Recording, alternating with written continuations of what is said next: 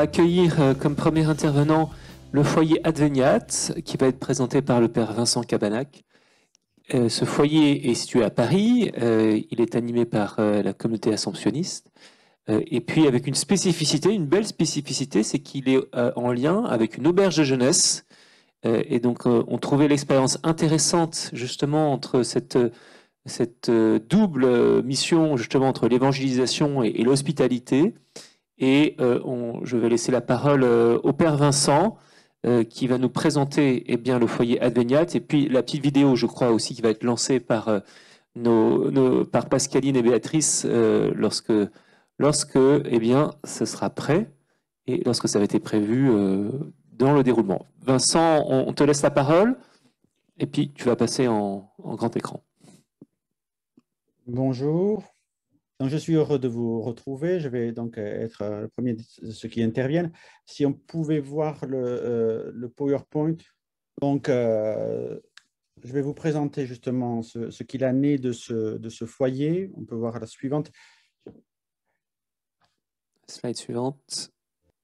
Donc, nous nous trouvons, en effet, ce projet a été lancé il y a 10 ans dans un lieu où nous sommes implantés depuis longtemps parce que c'est un lieu habité par une communauté qui a été à l'initiative d'un certain nombre de projets sous la protection de Notre-Dame de Salut, à la fois le pèlerinage national et le pèlerin, puis la croix. Mais lorsqu'une orientation nouvelle a été donnée à ce lieu historique, le choix a été fait d'y établir une auberge de jeunesse chrétienne. Le projet a mûri pendant une dizaine d'années, au début des années 2000, et cette auberge de jeunesse chrétienne s'est implantée dans un quartier particulier, puisque nous sommes proche des Champs-Élysées, un lieu historique, mais nous avons toujours la protection de Notre-Dame de Salut qui est dans notre chapelle. Alors, le suivant, le foyer a été, dès le début, conçu comme quelque chose d'important pour réunir des jeunes du monde entier, puisque l'auberge est aussi à destination de cela, pour offrir à la fois un accueil simple et hospitalier. Et nous le faisions à partir d'un groupe. Alors, on appelle ça une taille apostolique, puisqu'il y a 12 étudiants qui se réunissent au moins une fois par semaine, même s'ils ont une expérience commune de vivre ensemble dans cet espace, et de pouvoir aussi le faire avec des rencontres informelles qui viennent compléter justement l'activité du foyer, que ce soit les temps de prière, qui ont été vécus de façon plus forte, en particulier lorsque les confinements ont eu cours, puisque lors de chaque confinement, la plupart des étudiants sont restés parmi nous.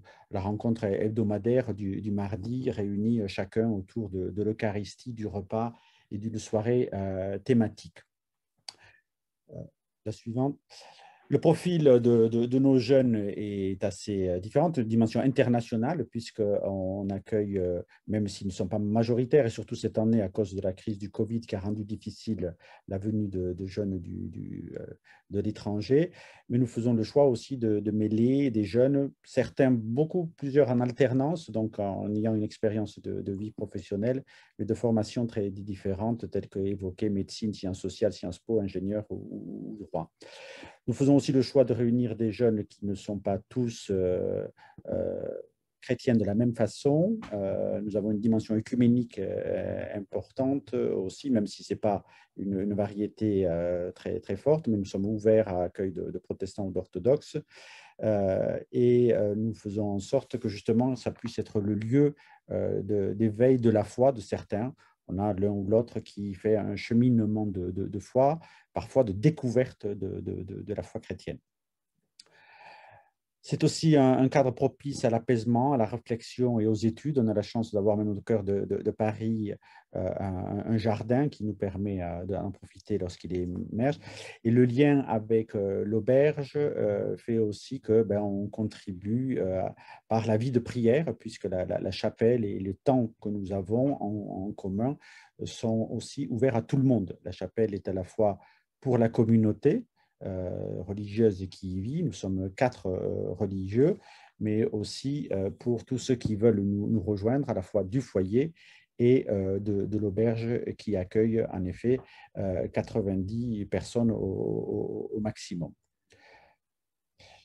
Les rythmes propres de notre année, c'est à la fois un week-end d'intégration qui est important, puisque chacun de nous peut venir d'un lieu différent, une dimension aussi spirituelle vécue intensément lors d'un temps de retraite qui réunit tous les foyers de l'Assomption au mois de janvier. Normalement, en crise de Covid, on a dû se limiter à notre foyer, mais aussi des rencontres régulières qui réunissent les différentes maisons de l'Assomption autour d'un thème commun. Nous avons pu avoir une réflexion à partir de l'évangile de Matthieu sur quoi serons-nous jugés. Une année, c'était sur quel est notre projet de vie et voir justement des témoins qui nous parlaient de ce qu'avait été leur projet de vie, leur vocation, et aussi à partir de l'encyclique Laudato Si, ces rencontres viennent nourrir et s'inscrire dans les rencontres régulières des étudiants. La suivante. L'intégration alors d'Adveniat, c'est en effet un projet, c'est un projet d'auberge de jeunesse qui a intégré dès le début un foyer afin de faire une synergie entre des résidents permanents qui demeurent présents tout au long de l'année et les liens avec des jeunes qui passent à l'auberge. Vous imaginez bien que ceux qui viennent participer et intégrer l'auberge, qu'on peut appeler des clients ou des hôtes, sont à la fois des individualités ou des groupes qui viennent du monde entier, puisqu'on a grosso modo, nous avions, parce qu'il devait y avoir une réorganisation sans doute à la réouverture de l'auberge qui vient de s'opérer, nous avions un tiers de jeunes venant d'Asie, un tiers venant de France et un tiers venant d'Europe et d'Amérique. Très peu d'Afrique et quelques-uns aussi d'Amérique latine. Les étudiants du foyer participent à la vie de l'auberge en lien avec ceux qui l'animent, en particulier un des frères qui est chargé de l'animation pastorale et d'autres qui y participent, puisque dans la mission, nous demandons aux jeunes de donner 2 heures d'activité hebdomadaire au service de l'auberge. L'auberge est un lieu de rassemblement de divers groupes, des fois d'aumônerie, de groupes qui viennent en pèlerinage ou de groupes qui viennent participer à un événement, le congrès mission ou d'autres activités. Alors, les mesures sanitaires ont contraint l'auberge à fermer ses portes, comme tout lieu d'accueil, mais nous venons de réouvrir et on a profité de ce temps justement pour renforcer les liens entre les jeunes du foyer ou de la communauté, puisque tout au long de ces mois, les jeunes étudiants étant souvent en téléenseignement vivaient sur place, et de même pour nous. Et donc, il y a eu un renforcement important des liens entre le foyer et la communauté. Le projet repart, la berge a été complètement rénovée, on a profité de ce temps de fermeture justement pour améliorer les conditions d'accueil, rénover l'ensemble. Il y a un projet qui est mis en place aussi de lien entre les anciens du foyer et les actuels, de façon à favoriser le soutien mutuel, et puis les possibilités pour les jeunes de s'engager dans la communauté une année, parce que nous accueillons aussi des jeunes au sein de notre communauté pour une expérience de vie de foi, mais aussi dans les œuvres de l'Assomption.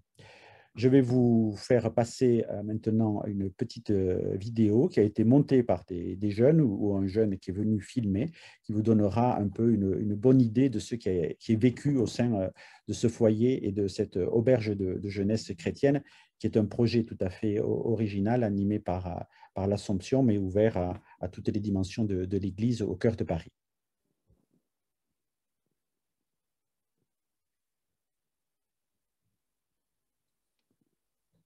Le son. Oui, je pense qu'il me dit seulement que le son. Regnum tuum.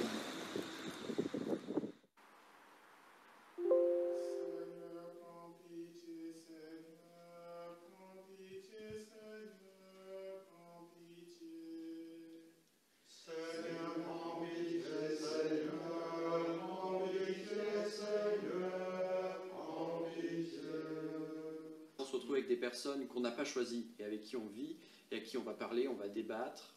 Et enfin, je pense principalement d'un point de vue à la fois politique, parce qu'on parle beaucoup de politique. Mettre plus fort le son.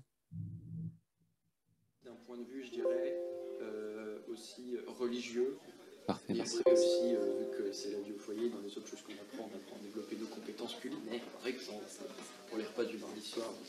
Je suis vraiment content sur ce point-là en termes de fraternité et de dialogue, de vie sociale. Parce que l'ambiance est très bonne au sein du foyer, entre différents membres du foyer, entre le foyer et la communauté. C'est vraiment un bon moyen de raconter. Ça peut être de la small talk, comme ça peut être des expériences. Pas mal, j'aime bien. Donc finalement, quand on parle généralement de biodiversité, on pense aux espèces, on pense et généralement aux espèces les plus emblématiques, mais voilà, il faut penser finalement de manière globale. Et comme le dit Pape François, il faut penser bien aux vers de terre, aux insectes. C'est-à-dire il décrit ce qui est en train de se passer, ce qui a commencé à se passer avant, et qui va continuer si aujourd'hui on n'arrête pas, parce que justement... 12 étudiants, c'est un petit nombre, hein, qui vivent toute l'année avec nous. C'est un foyer où chacun s'implique pour participer à la vie de ce foyer. Ce n'est pas une colocation, ce n'est pas un internat, c'est un lieu de vie et de partage, de rencontre qui amène chacun à pouvoir à la fois faire ses études, puisque c'est pour ça que la plupart viennent à Paris. Deuxièmement, non seulement y réussir, mais aussi s'épanouir, et de le faire à tous les niveaux, du point de vue humain, du point de vue intellectuel, mais aussi du point de vue spirituel. Dans le respect mutuel, on fait en sorte qu'il y ait, dans la proposition aussi qui est faite, une progression et une expérience de foi importante.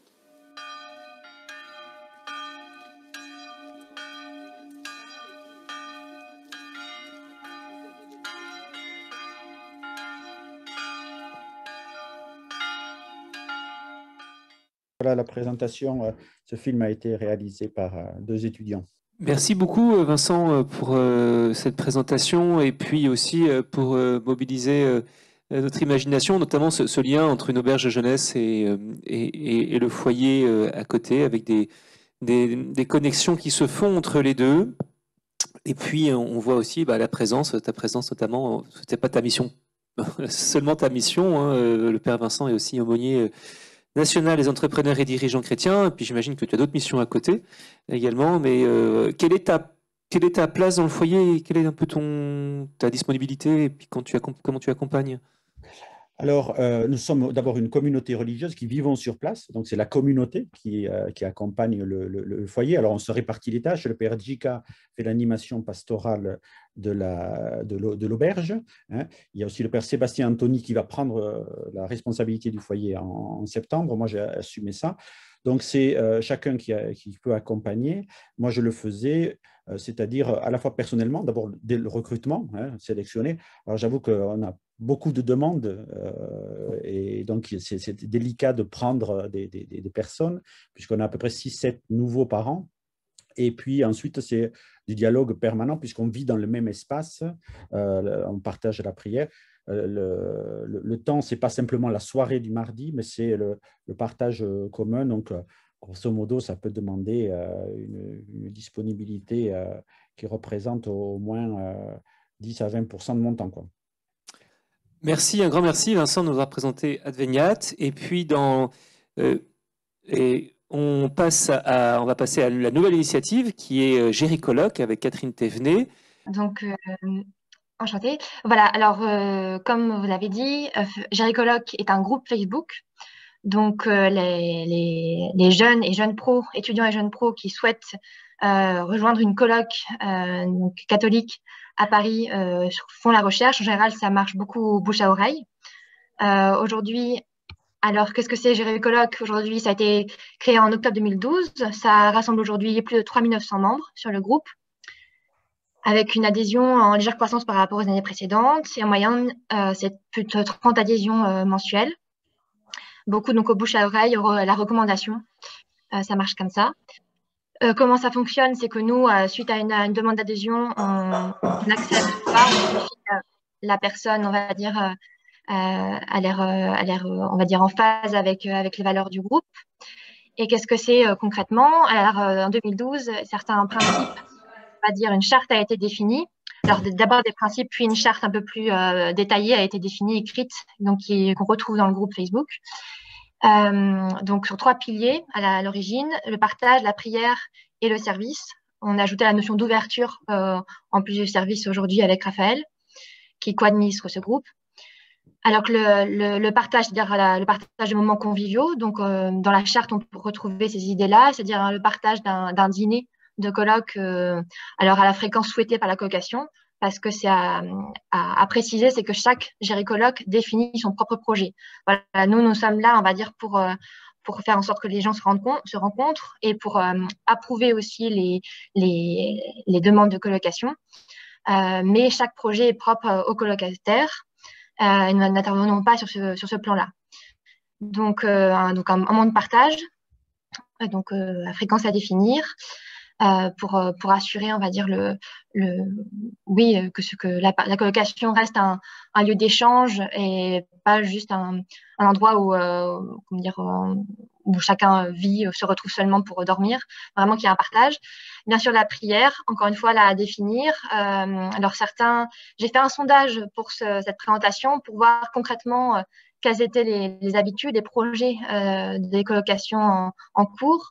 Alors, ces 3 piliers se retrouvent, on va dire, à différents degrés. Le partage, les moments conviviaux sont bien mis en place. La prière aussi, certainement, alors que ce soit des temps de prière, souvent c'est le fait d'aller à la messe ensemble, tout simplement, mais parfois c'est aussi des laudes ou des complis.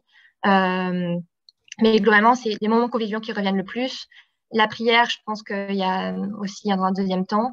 Et le service d'ouverture, là, on a pu faire le constat que c'était peut-être le 3e pilier sur lequel il y avait peut-être le plus de difficultés à mettre en place des actions. Mais en tout cas, c'est sur ces 3 piliers-là qu'a été fondé le groupe en 2012 avec maintenant l'administration qui se relaie depuis 2012 avec des volontaires sur le groupe. Voilà pour vous donner les grandes lignes. Avec les enjeux actuels, alors comme vous avez vu, c'est beaucoup de personnes, 3900. Donc, et c'est aussi beaucoup d'annonces. C'est peut-être quasi quotidiennement que Raphaël et moi devons analyser des annonces des propositions de colocation ou alors des recherches, mais plutôt des propositions de colocation à Paris.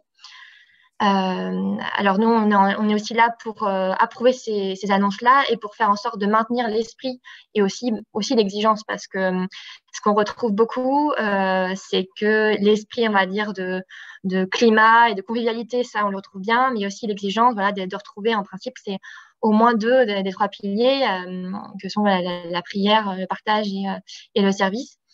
Donc, nous, ce qu'on propose là en ce moment, on a du coup rediscuté avec notre administrateur, c'est de remettre ça un peu au centre, de remettre la charte au centre, en ajoutant un questionnaire que les gens devront lire pour rejoindre le groupe. Ensuite, un autre enjeu, c'est de dynamiser ça.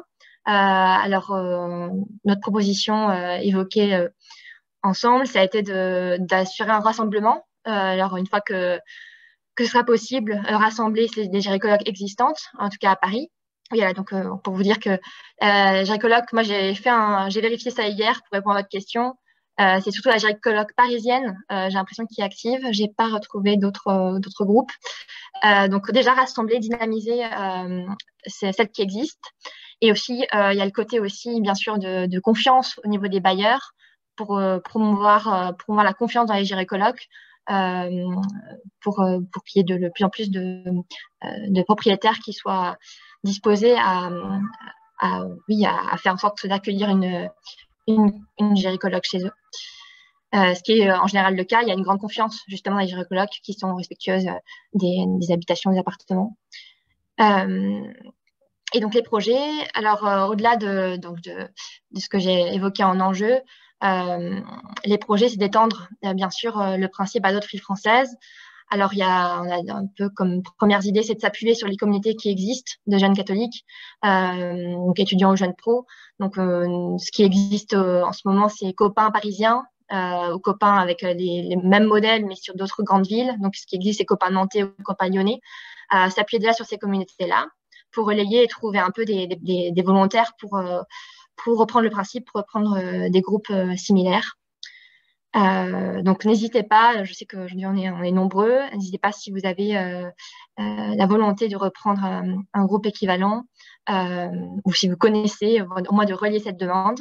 Ce sera avec plaisir aussi qu'on puisse être en contact pour relayer la façon dont nous fonctionnons nous avec Raphaël et aussi notre charte. Voilà. Et aussi, si vous avez des suggestions sur la façon d'améliorer ou des propositions, n'hésitez pas. Nous avons le contact qui est précisé ici. Merci beaucoup, Catherine. Est-ce que c'est possible d'insérer le lien du groupe Facebook dans nos commentaires du chat? J'ai essayé de le mettre moi, mais à partir de mon compte, donc je pense que tout le monde ne peut pas y accéder. D'accord. Donc voilà, pouvoir le mettre. Et puis, n'hésitez pas peut-être aussi à vous contacter s'il y en a qui veulent un peu développer l'offre aussi dans d'autres villes pour vous inspirer de ce que vous faites. Et donc, vous avez vos contacts sur la présentation, mais peut-être si vous pouvez aussi mettre votre contact dans le chat, ça pourrait être intéressant pour relayer. Un grand merci en tout cas pour cette proposition qui touche beaucoup de jeunes pros et d'étudiants et qui permet aussi justement cette autonomie et cette transition après avoir été dans les foyers ou quitter tout simplement sa famille. Un grand merci. Et puis on écoute la prochaine proposition qui est le foyer étudiant à Laval, présenté par le père David Duguay. Donc je n'ai pas fait de beau PowerPoint, je suis vraiment désolé. En 2011, quand j'ai été nommé aumônier des étudiants, notre évêque a demandé, donc je suis prêtre du diocèse de Laval. Laval, c'est une toute petite ville étudiante. Je ne peux pas jouer en concurrence avec vos grosses villes. C'est une ville étudiante où principalement, en 2011, il y avait des écoles d'ingénieurs en aéronautique et en informatique. Depuis, on a des campus médicaux et paramédicaux qui ont ouvert. Donc, notre évêque m'avait demandé d'ouvrir un foyer pour des garçons afin qu'ils puissent s'enraciner dans leur vie chrétienne et quitter le foyer avec un caractère vocationnel, puisqu'il m'a demandé que la moitié du foyer, ce soit au moins des jeunes du diocèse. Donc, ça explique un certain nombre de nos contraintes, le cahier des charges a été fixé par l'évêque. 2011, quand j'ai eu la demande de l'évêque, j'ai souri et puis j'ai dit on verra plus tard.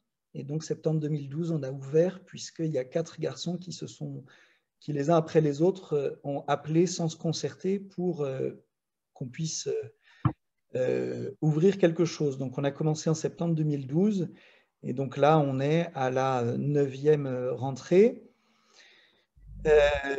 Comment ça se passe? Donc, il y a 10 garçons qui vivent en communauté. Ils ont la prière tous les matins, la prière des laudes tous les matins, la soirée communautaire le lundi soir, pendant laquelle, une fois par mois, on a l'adoration, une fois par mois, on a une soirée-jeu, 2 fois par mois, on a un temps de catéchèse dont j'en fais un et eux en font un. En service, on a le service de la messe une fois par mois, la messe du dimanche soir dans une paroisse de la ville de Laval. Au bout de presque 10 ans d'expérience, ce que je constate, c'est qu'on a des garçons qui ont besoin de se retrouver ensemble, de grandir dans la foi. Et alors, toutes les années sont différentes. Cette année est particulièrement belle. Donc moi, je suis présent le lundi soir, bien sûr, le lundi, le mardi et le mercredi matin. Je suis curé de 23 clochers à la campagne, à peu près 15 km du foyer, ce qui leur donne suffisamment d'air pour pas que je sois toujours sur leur dos, et j'essaie de me rendre disponible pour qu'ils puissent être là. Ils sont invités à avoir un accompagnateur spirituel qui n'est pas moi. Il y a une liste de prêtres et de religieuses et de laïcs qui rendent ce service, qui leur est donné au début. Après, voilà, je ne les flique pas, ils font comme ils le sentent. Et puis, pour une grande majorité d'entre eux, ils ont aussi un service à l'extérieur. Ce n'est pas obligatoire, mais c'est incité. Et pour la plupart, ils sont chefs scouts. Le projet à la rentrée 2022, donc septembre 2022, c'est d'ouvrir un foyer de filles, puisque depuis 4 ans maintenant, on a des formations qui sont plus féminines. l'école d'ingénieurs, les écoles d'ingénieurs d'aéronautique et d'informatique, quand il y a 4 filles dans une promo de 120, c'est bien. Et là, on a une école d'infirmières qui vient de grossir, une formation d'aide-soignante et une école de kiné. Donc, le taux de filles à l'aumônerie a nettement augmenté. Et donc, en 22, normalement, on ouvrira un foyer ressemblant à celui-là, mais pour les filles. Voilà ce que je peux vous dire sur le mode de fonctionnement. Les garçons assument la vie de la maison matérielle, c'est-à-dire qu'ils sont autonomes pour leur alimentation, pour le ménage, bien sûr, et puis ils ont quelques services. Le foyer est adossé à une communauté religieuse de sœurs âgées, même très âgées, et donc ils ont quelques services aussi dans l'année qu'ils rendent aux sœurs sur des travaux de force. Pour gérer le foyer, il y a 2 hommes qui sont les ressources techniques pour la maison, et puis une des religieuses qui a un rôle de maman, on va dire ça comme ça, notamment pour les garçons qui débarquent en première année. Il y a 10 places. L'année prochaine, par exemple, j'ai 6 garçons sur liste d'attente déjà. Et donc voilà, on ne manque pas de demandes malgré la petitesse de la ville. Est-ce qu'il y a des colocs, David, chez toi? Il y a des colocs qui ne sont pas... c'est-à-dire que les garçons, par exemple, les 6 qui sont sur liste d'attente, je les ai reçus.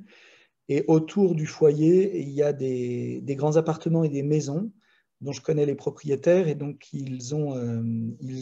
souvent ils organisent, il y en a 3 là par exemple cette année qui ont organisé une coloc dans un appartement à tout près, et donc ils participent à la vie de l'aumônerie, mais pour le coup ils s'organisent un peu en autogestion. Moi, je ne suis pas dans leur organisation. Il y a une question aussi, ménage, entretien des locaux, c'est bien les étudiants qui y veillent. Tout à fait. Tout à fait. Même si vous voyez, par exemple, cet après-midi, il y a un gros chantier au foyer, donc il y a 2 étudiants qui sont en vacances, et je vais superviser, ça peut faire du bien. Combien d'étudiants à Laval? Laval, il y a disséminé en plein de formations, et des formations par alternance, il y a 5000 étudiants. C'est pour ça qu'on t'a aussi proposé de présenter ton projet, David. Il y a beaucoup de villes universitaires de taille moyenne en France. Bien sûr, il y a la quinzaine de grandes villes qu'on connaît tous qui accueillent des centaines de milliers d'étudiants. Et puis, des villes comme ce que tu évoques, avec 2, 3, 5, 7, 10 000 étudiants, donc qui sont des tailles plutôt modestes pour la venue d'étudiants, nous demandent sans doute une intelligence justement pour proposer des logements adaptés. Et donc, tu évoques l'ouverture d'un nouveau foyer pour des filles l'an prochain, signe qu'il y a une réelle demande, y compris donc dans des villes de taille modeste pour l'accueil des étudiants. Il y a des questions sur le chat. Une première, c'est combien de mois en fait sont-ils présents, 12 ou 10 mois? Et puis comment se vit la dimension vocationnelle dans le foyer? Alors, combien de temps ils sont présents? Comme c'est des écoles d'ingénieurs, c'est complexe puisque c'est sur 5 ans, il y a des stages. Enfin, beaucoup sont en école d'ingénieurs, pas tous cette année, mais voilà. Et puis, il y a des jeunes garçons, enfin des jeunes hommes qui vivent au foyer, qui ont leurs parents à 40 km. Et puis, vous en avez d'autres qui habitent à Strasbourg, donc ils ne rentrent pas très souvent. Donc, c'est très variable et c'est vraiment à la carte, en sachant que, par exemple, on a un garçon là qui rentre en dernière année d'école d'ingénieur, donc il sera là d'octobre à février l'année prochaine. Et donc, c'est compliqué de trouver un logement pour seulement quelques mois. Donc, en fait, chez les sœurs à côté, il y a des chambres, et donc on ne le met pas dehors, il reste dans la communauté. Mais donc, il y a cette souplesse-là. Donc, le bail est sur 12 mois. mais dans les faits, c'est très variable. C'est très, très variable. Et comment se fait un peu la mise en connexion? Parce que c'est-à-dire que 6 personnes qui arrivent déjà au mois de mai, c'est super. C'est-à-dire que c'est beaucoup de bouche à oreille. Comment ils connaissent? Alors, d'abord, il y a le bouche à oreille qui fonctionne. On est dans les petites villes, il n'y a pas forcément beaucoup de logements étudiants. Et donc, moi, je suis prêtre à la campagne, mais les curés de Laval, très souvent, sont contactés, me renvoient les demandes. Et donc, voilà, c'est beaucoup le bouche à oreille qui fonctionne. Après, le challenge, c'est de réussir à leur permettre de, intégrer les règles de vie de la maison. C'est-à-dire que quand on vient au foyer, la prière du matin, ce n'est pas négociable. Donc, parfois, on a des mamans qui sont très enthousiastes par le projet et des étudiants qui le sont nettement moins. Donc, on les aide à trouver un autre logement. Parce que c'est pas, voilà, moi, je dis souvent à des parents, je dis, c'est pas vous qui allez vivre là, c'est eux. Donc, si c'est pas leur projet, ben non. Je rencontre toujours les parents et le jeune garçon, le jeune homme. Donc voilà. La dimension vocationnelle, elle se vit d'abord par la prière et puis par les topos du lundi soir dans la formation chrétienne. Moi, je dis toujours que le foyer, ce n'est pas le petit séminaire. L'enjeu, c'est de faire des chrétiens qui tiennent debout, quelle que soit leur vocation. Et ça, c'est dans l'accompagnement qu'ils vont avoir avec leur père spirituel ou leur mère spirituelle, enfin leur accompagnateur, qui n'est... Je suis en train de réfléchir. Sur les 10, cette année, j'en accompagne aucun. Par contre, d'un point de vue spirituel, on a toujours 3 entretiens. Il y a un entretien pour rentrer, un entretien à mi-parcours et un entretien de fin d'année. Systématiquement, où on reprend toutes les dimensions de la vie communautaire et la question de la vocation, elle surgit, mais au fort externe seulement. Merci beaucoup, David. Pardon, vas-y. Je vois la question de Thibault. Oui, il y a une charte de vie que je pourrais vous envoyer. Il y a une charte de vie qu'il signe en entrant sur les services qu'ils ont à rendre et sur l'engagement spirituel qu'ils prennent. Merci, David, pour ce partage et puis pour ce partage aussi des documents. On vous transmettra aussi des chartes. On en a le service juridique de la CEF, on a aussi.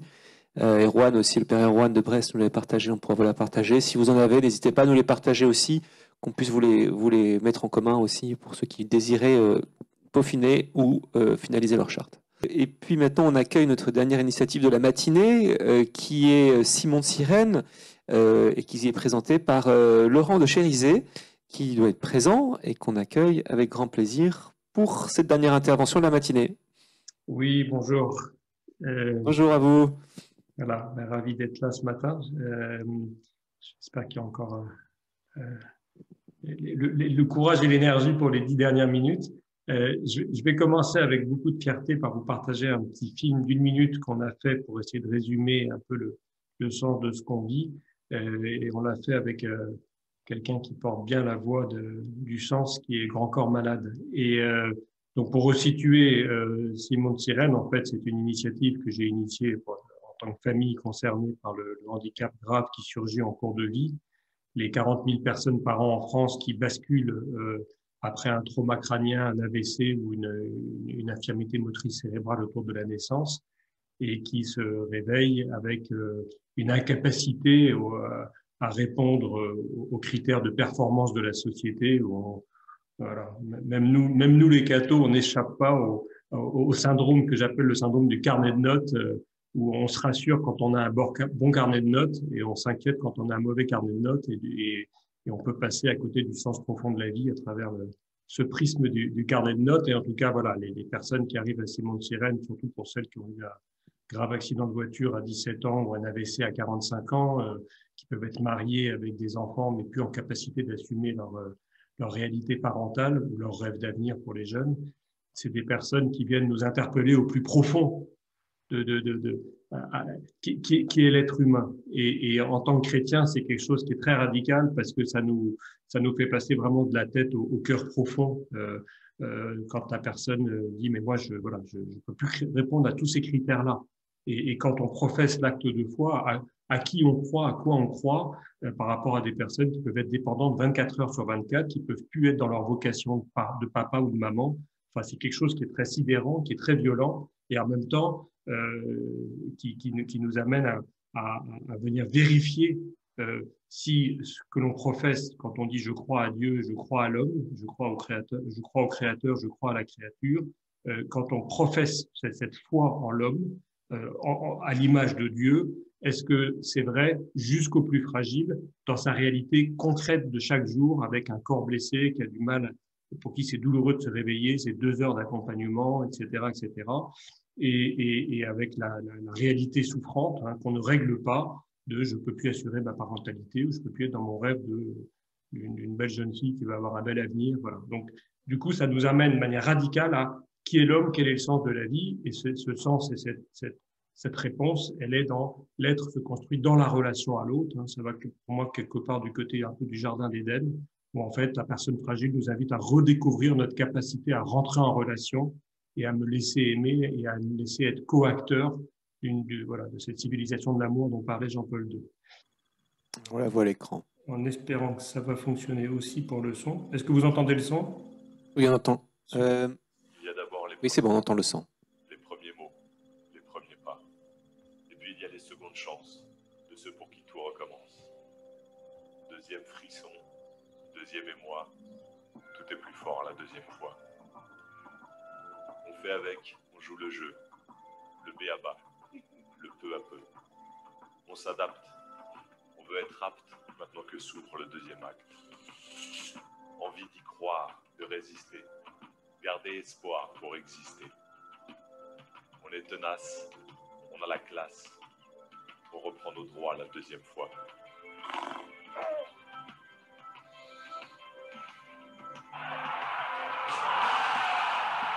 On garde la joie, on garde l'ivresse, les rires, le zeste et la caresse, le goût du sel, les désaccords, on laisse l'ennui et les remords. Le goût des autres, la liberté, l'élan, les larmes et la fierté. Quand on renaît une deuxième fois, les premières fois.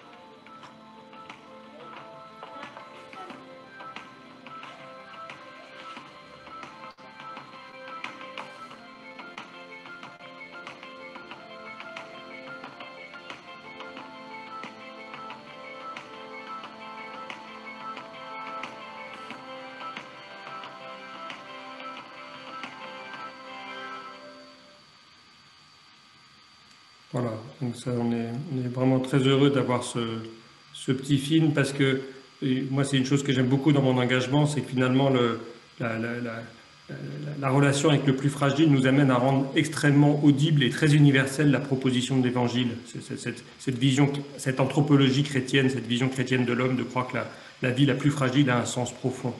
Et c'est l'expérience qu'on propose aux personnes. Aujourd'hui, moi, j'ai initié ça pour ma sœur qui a eu un accident. Je ne pensais pas que ça serait un long chemin sur 15 ans d'engagement. Et en fait, on a créé une fédération pour accompagner des groupes locaux qui créent ça. C'est jamais nous qui créons. On est toujours des groupes en partant d'un petit groupe d'amitié. On appelle ça les compagnons Simone Sirène, où des personnes valides et handicapées sont capables chacune de dire, un peu comme dans notre définition du bien commun, c'est bon pour moi, pour toi, pour nous. Je ne viens pas juste faire ma BA, je viens aussi parce que ça me fait du bien. Et les personnes handicapées, elles sont très fortes pour dire... voilà, en fait, toi, tu viens faire ta BA. Et du coup, il y a quelque chose d'une relation vraie. C'est une école de relations pour moi, cet engagement. On est aujourd'hui dans une douzaine de villes avec 25 maisons partagées. Et la proposition qu'on fait aux jeunes, c'est de venir en fait habiter sur place, chacun à son studio. Hein. Une maison, c'est une douzaine de logements, moitié handicapés, moitié valides. Et chacun a son logement, sa kitchenette, sa salle de bain. Et il y a une grande salon salle à manger cuisine au centre où en fait on partage des moments, des repas, des temps de loisirs, des temps spi, des temps d'engueulade, des temps de réconciliation. Enfin voilà, la vie de chacun, j'ai envie de dire. Et la proposition, elle est à la fois à des salariés, hein, donc des personnes qui viennent qui habitent dans les maisons, qui sont un peu comme des permanents lieux de vie. On a aujourd'hui 200 salariés parce que c'est du handicap qui demande beaucoup d'accompagnement humain, donc c'est très, très mangeurs de temps. Et puis, pour des volontaires services civiques, on a un agrément national et on a dans chaque maison 1 ou 2 volontaires services civiques. Et puis, on expérimente, particulièrement dans nos maisons à Marseille actuellement, aussi des propositions à des jeunes qui viennent, soit étudiants, soit jeunes pros, et qui viennent apporter un peu l'extérieur dans la maison et dans la communauté. Et voilà, on sent que ça a du goût. Donc, moi, je suis aussi très preneur des chartes, etc., des lieux d'expérience pour savoir comment bien conjuguer ces 4 réalités, les personnes handicapées, les salariés, les volontaires, et puis des colloques qui sont ailleurs dans la journée, mais qui amènent l'extérieur dans la maison le soir et le week-end.